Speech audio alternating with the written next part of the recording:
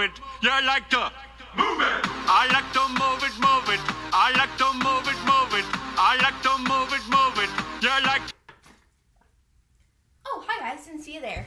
Welcome back. We're getting fit with Emma is the name and getting jacked is our game. On this episode of Training with Emma, we're going to be breaking down the dynamics of a push-up. So to understand the dynamics of a push-up, we need to recognize that it is a compound movement. This means that more than one joint is being utilized. The two major joints that we will be analyzing today are going to be the shoulder joint and the elbow joint. These two joints make it possible to do a push-up. Let's start with the shoulder joint. This joint is a ball socket synovial joint that has low stability but high mobility. The ball socket synovial joint found in the shoulder allows for shoulder adduction and abduction when transitioning from eccentric and concentric contractions.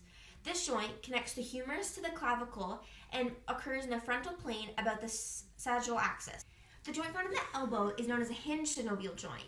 This joint has a limitation of 180 degrees, making it very stable but has low mobility. This hinge joint allows for elbow flexion and extension when transitioning from eccentric to concentric contractions. The movement occurs in the sagittal plane about the bilateral axis. Let's get to know all the muscles involved in a push-up. So all the muscles involved in a push-up require skeletal muscles, which are voluntary, which means you control them. So when lowering the body into the eccentric contraction of the push-up, your triceps, anterior deltoids, and pectoralis major all shorten and control the movement. So in opposition, when rising from the push-up into the concentric stage, the triceps, anterior deltoids, and pectoralis major are lengthened. So the pectoralis major is the prime mover of the push-up, and this helps control the speed of the movement. This means the pectoralis major initiates and produces the desired movement, in this case being the push-up. Reciprocal inhibition occurs as one muscle contracts and the coupling muscle relaxes. These muscles are the trapezius, posterior deltoids, and rhomboids.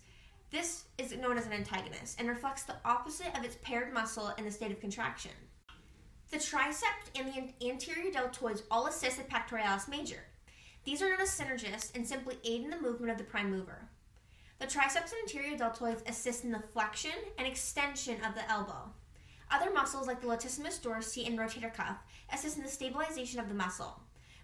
Both muscles are stabilize the shoulder and help with its lack of stability, and these muscles are known as the fixators. The muscles and joints attach to the bones and help bring the movement all together. All the basic bones involved in the push-up are known as flat bones. These bones consist of the humerus, the ulna, radius, and ribs. The muscles attached to the bones empower the movement while the bones create structure. All of these bones are known as long bones and help function as a lever and help anchor the attachments for the skeletal muscles. The bones, joints, and muscles all actively, collaboratively work together to form the push-up, but it doesn't stop there. Joints can have vulnerabilities and be prone to injuries. For people who strengthen other muscles at the shoulder, a muscle imbalance can occur.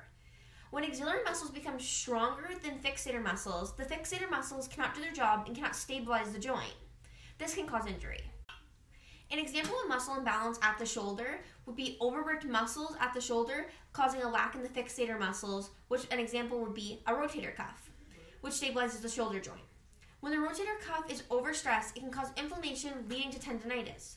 To help recover from a rotator cuff injury, abstaining from upper body exercises is recommended until fully healed. That way the injury is not worsened.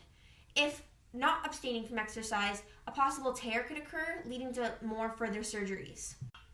After the rotator cuff was completely healed, seeing a professional physiotherapist to regain mobility and strength is key.